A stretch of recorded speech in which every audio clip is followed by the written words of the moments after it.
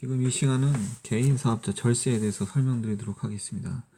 이거는 결국 이제 법인 전환으로 가는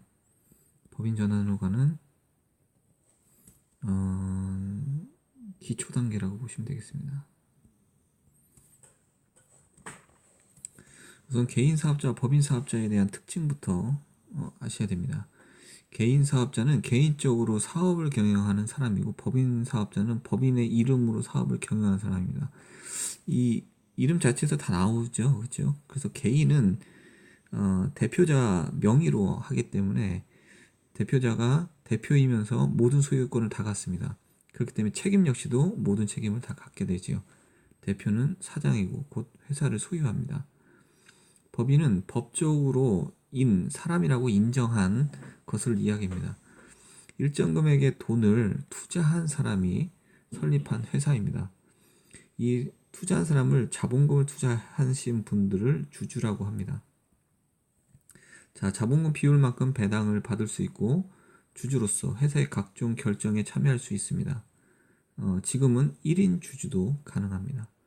경영과 소유가 분리되어 있습니다. 그래서 대표는 직원의 성격을, 주주는 회사의 소유권을 갖습니다. 그래서 회사가 있으면 회사를 지배하는 것은 주주. 이 주주가 경영에 대한 노하우가 없다 보니까 이렇게 경영자를 새로 세우는 거죠. 그래서 경영은 주주의 재산을 의미 없이 또는 함부로 이렇게 떨어뜨릴 수가 없기 때문에 주주의 관리 안에서 진행이 되어집니다. 그렇기 때문에 서로가 서로를 관리할 수 있는 법이 개정되어 있는 게 이제 법인세법이죠. 네. 그 안에서 관리가 되어지고 또 상법으로 또 관리되어집니다. 이제 회계상으로는 이제 법인세법에, 그리고 운용과 관련돼서는 상법에 저촉을 받습니다. 개인 사업자는 거의가 다 소득세법에서 국한되지만 법인은 이렇게 두 가지 법에 확인이 되어져야 됩니다. 그래서 책임과 투명성과 자산의 생성속도, 생성속도라기보다는 증식속도라고 하는 게 맞을 겁니다. 법인 사업자가 더 높습니다. 이 얘기는 뭐냐면요, 책임은 결론적으로 뭐냐면 주주의 책임과 책임이 관리하는 사람의 책임이 각각 분리되어 있기 때문에 회사에 대한 모호한 책임이라기보다는 어떤 각각 맡은 부분에 대한 책임을 다 한다는 거죠. 그리고 그에 따라서 서로 관리가 되어지고 감시가 되어지기 때문에 투명성이 높다는 겁니다. 자산 증식 속도라는 건 뭐냐면은, 여기 법인 사업자는 세율 구조가 10에서 22%입니다. 저희가 보통 다니는 업체들은 영업이익이 2억 원 이하이기 때문에 세율이 대부분 10%지요. 네. 그리고 개인 사업자는 누진세 구조이기 때문에 최대 세율이 현재 42%입니다. 네. 그러다 보니까 이 세율을 제외하고 나머지가 다 개인 사업자의 돈이죠. 근데 법인 사업자는 이 세율을 빼고 남아 있는 이 금액, 처리되지 않은 잉여금, 네, 이걸 가져가려면 배당이나 또는 다른 여러 가지 방식을 써야 될 겁니다. 네, 이때 세금이 한 번 더 발생되지요. 그래서 현재 세금이 두 번째로 발생되기 전에 이 상태의 금액은 개인 사업자보다 당연히 세금이 낮을 겁니다. 이 잉여금 가지고 토지나 건물을 사기 때문에 개인 사업자보다는 더 낮은 세율로 남은 금액으로 사기 때문에 당연히 자산을 증식하는 속도는 훨씬 더 빠를 수밖에 없는 거죠. 개인 사업자의 세율 구조는 6%에서 현재 42%까지 세율 구조를 갖고 있습니다. 2019년 귀속도 마찬가지입니다. 그래서 총 매출에서 필요 경비를 제외한 금액, 이걸 이제 과세 표준이라고 하고요. 이 과세 표준에 따라서 소득이 높으면 높을수록, 순이익이 높으면 높을수록 이렇게 누진세, 세금이 점점 높아진다는 얘기입니다. 법인세는 매출에서 경비성, 네, 법인에서 이제 경비라고는 하지 않습니다. 네, 저희 개인 사업자와 동일시하기 위해서 이렇게 경비성 금액이라고 하겠습니다. 이걸 제외하고 이 과세 표준이 있는데요. 법인 사업자는 개인 사업자와 다르게 비용이 더 들어가는 게 있습니다. 바로 대표이사의 급여지요. 네, 이걸 제외하고 이 금액이 2억 원 이하이면 세율이 10%라는 겁니다. 지방세를 포함하면 세율의 10%니까 1%, 20%면 2%가 더 세율이 발생이 됩니다. 자, 이건 역시도 법인세도 누진 공제가 있다는 건 잊지 마시고요. 자, 2억 원 이하가는 10%, 2억 원 초과는 20%인데 보통은 개인 사업자가 법인으로 전환하고 나서는 그 2억 원 이하일 경우가 많습니다. 이유는 대표이사 급여가 빠지기 때문이죠. 자, 그러면은 개인 사업자와 법인 사업자의 적정 사용 범위는 어떻게 되느냐라는 거죠. 개인 사업자는 2018년도 기준으로 성실 신고는 7억 5천이었습니다. 그리고 법인 사업자는 100억이 외부 감사 신고를 받게 되시며, 자, 외부 감사는 매출 100억 원이라는 게 더 추가됩니다. 네, 예전과 조금 달라진 부분입니다. 네, 이 중에서 이제 두 가지를 충족하면 되는데요. 자, 개인 사업자 다시 한번 돌아가 봅시다.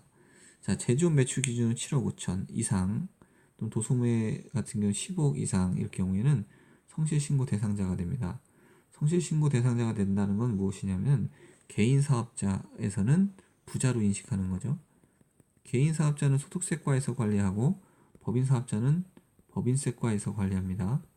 그러면 소득세를 내는 개인 사업자와 법인세를 내는 법인 사업자는 따로 관리가 되겠죠. 그렇죠? 여기는 7억 5천만 돼도 부자로 인식하고 여기 법인은 한 100억은 넘어야 되는 거죠. 매출이.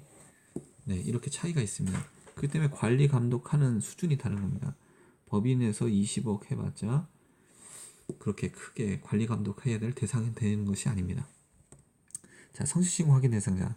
가장 중요한 거는 우리가 맡기고 있는 기장, 그 기장 세무사가 국세청의 세무사한테 검토받는다고 생각하시면 될 겁니다. 국세청에서는 이미 기장 세무사에게 여러 가지 조건으로 체크리스트를 보냈습니다. 그 체크리스트가 결국은 국세청 세무사 역할을 하는 거죠. 그래서 그 내용이 맞다라고 하면 통과하는 거고 맞지 않다고 하면 소명을 요구합니다. 이 소명에 제대로 응하지 않게 되면은 이에 따라서 조사를 하거나 아니면 그에 대해서 과징금을 내게 됩니다. 그래서 무리하게 필요 경비를 증가할 수가 없다는 거죠. 무리한 필요 경비라는 결국 뭐냐면 가공 경비를 얘기합니다. 개인적 사적 사용으로 했던 그 비용들이 모두 다 비용으로 인정이 안 되는 시기가 바로 이 성실신고 대상자가 되는 확인이 되는 시기부터입니다. 자, 법인 사업자. 자, 법인 사업자는 경비의 사용처에 대해서 적격 증빙이 필요합니다. 개인 사업자는요, 뭐 동일합니다. 하지만 법인 사업자 같은 경우에는 각각 사용처에 대한 목이 명확하게 구분이 돼 있기 때문에 더욱더 적격 증빙이 필요한 겁니다. 대표이사, 감사, 이사 등 급여로 비용 처리가 된다는 것이 있습니다. 자, 외부 감사는 마찬가지로 기장세무사가 세무 조정을 하고 외부에서 감사를 들여서 검사를 합니다. 네, 그러니까 세무조사를 맡기 전에 세무 검사를 먼저 해보는 거죠. 자, 개인 사업자의 세금은 이렇습니다. 원자재, 총 매출액이 있고요. 네, 이 매출액에서 필요 경비를 제외한 것이 순이익이라고 했습니다. 사실상 여기 있는 이익에는 영업 외 비용과 영업 외 수익이 합쳐져야지 과세 표준이 될 것입니다. 요것을 제외한 것이 과표가 요만큼이 된다는 거죠. 이 금액은 보시면 4,800구간이죠. 그러니까 여기 어느쯤에 있을 겁니다. 몇 퍼센트입니까? 24%. 누지는 522만 원을 빼주라고 합니다. 자, 보겠습니다. 24% 구간이고 결국은 종합소득세는 652만 원이 나오게 되는 겁니다. 자, 예를 들어서 회계년도 2017년이었습니다. 예, 매출액이 이렇다고 하겠습니다. 순이익이 이렇고요. 이게 2017년도 기준이거든요. 과세 표준에서 세금은 이렇게 내죠. 자, 이익률은 높아진다고 예시를 하는 겁니다. 자, 이때 기준이 2018년도 이 서류가 만들었으니까요. 2017년도를 기준으로 했습니다. 그리고 2018년도는 이렇게 예상을 합니다라고 하는 겁니다. 네, 그래서 이익률도 높아질 것이고 이때서 과세 표준이 이 정도 될 것입니다. 그리고 여기 대해서 영업외 비용과 영업외 수익은 거기에 맞게끔 비율을 재조정해주고 그리고 세율을 곱해주면 이렇게 높아질 거라는 거죠. 자, 그리고 더 중요한 거는 매출액 자체가 7억 5천이 넘어갔기 때문에 2018년도는 성실 신고 대상자 될 것이고 국세청의 집중관리와 기장세무사와 국가세무사가 관리가 되어지고 무리한 필요경비, 그러니까 가공경비가 인정되지 않는다는 걸 뜻합니다. 결국 개인사업자를 절세하는 방법은 이렇습니다. 우선은 직원을 등재하는데 배우자가 실제적으로 일을 하고 있는데도 불구하고 필요 경비로 넣지 않는 경우가 있습니다. 왜 그러냐면 4대 보험의 증가액 때문에 그런 거지요. 하지만 실제로 보게 되면 4대 보험의 증가액보다는 세금으로 내는 비용이 훨씬 더 높습니다. 네. 차라리 필요 경비로 인정을 받고 세금을 내는 것이 종합소득세도 줄게 되고 그리고 개인적으로는 이 급여로 책정한 이 비용이 개인의 재산으로 바뀌게 되지요. 네. 이렇게 따지고 보면은 실제적으로는 필요 경비를 넣어서 증가시키는 게 맞습니다. 배우자가 실제로 격리로 오는 경우가 상당히 많습니다. 그렇지만 4대 보험 때문에 안 내는 경우가 많은데 적정한 급여를 넣는 것은 배우자 역시도 국민연금을 넣고 추후에 국민연금을 더 받을 수 있는 것이기 때문에 좋은 방식이라고 생각합니다. 자, 종업원의 퇴직금 제도를 도입한다라는 것이 있는데요. 이것은 무엇이냐면 단체보험을 얘기합니다. 기업 복지보험 같은 경우를 넣을 경우에는 월 적립금 100만 원이실 때 종소세 절감이 420만 원입니다. 이 얘기는 뭐냐면 월 적립금액을 100만 원을 비용 처리했을 때입니다. 전액 비용 처리를 할 때가 있고 부분적으로 비용과 그리고 자산 처리 각각 해가지고 하는 부분이 있습니다. 네, 이 부분은 그 기장 세무사와 의논하셔가지고 비용 처리를 하셔야 합니다.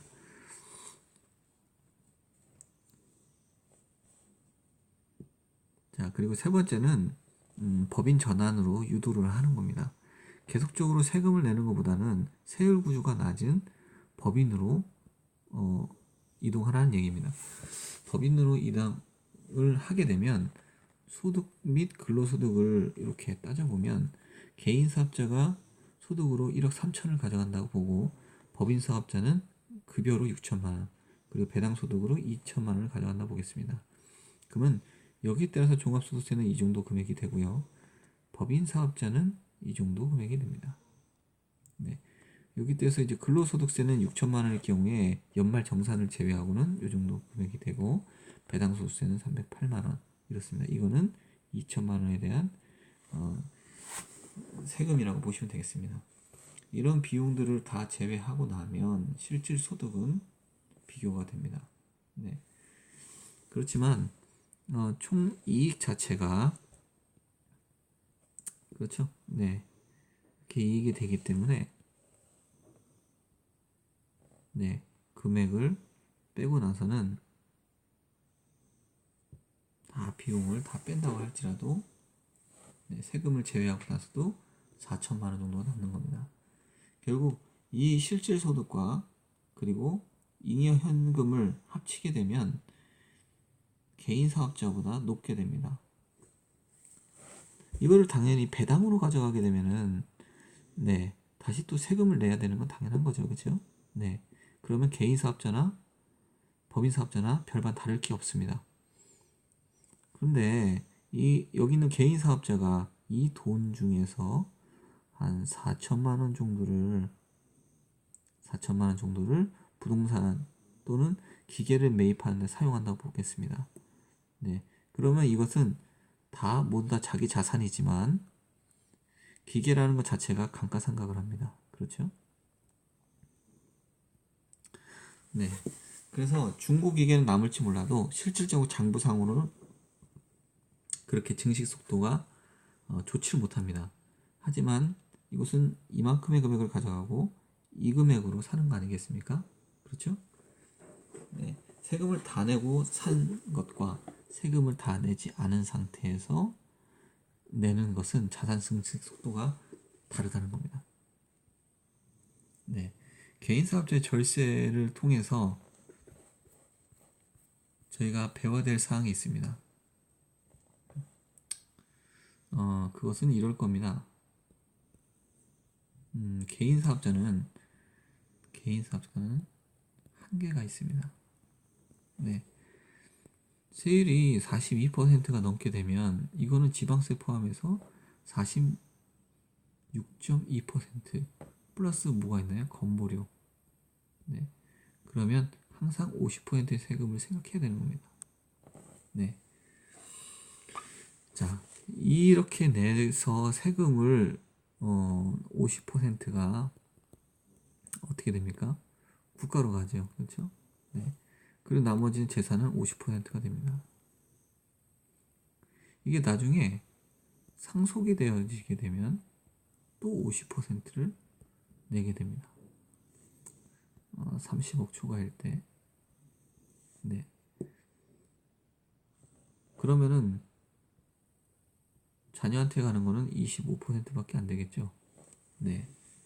평생을 모은 자산이 이렇게 줄어들게 되는 겁니다. 개인 사업자는 할 수 있는 게 적습니다. 그래서 대표에게 개인 사업자의 절세를 표현하면서 얘기는 해주지만 법인 사업자로 이렇게 유도하시는 게 맞으시고, 그리고 개인 사업자에 대해서는 한계가 있다는 것을 반드시 설명해야 법인 사업자로 전환하게 됩니다. 단지 비용 쓰는 거라든가 이런 부분이 어렵다고 할지라도 법인 사업자를 정확히 설명해줘야 의미 없이 세금을 내지 않게 됩니다. 오늘은 개인 사업자 절세에 대해서 설명드렸습니다. 감사합니다.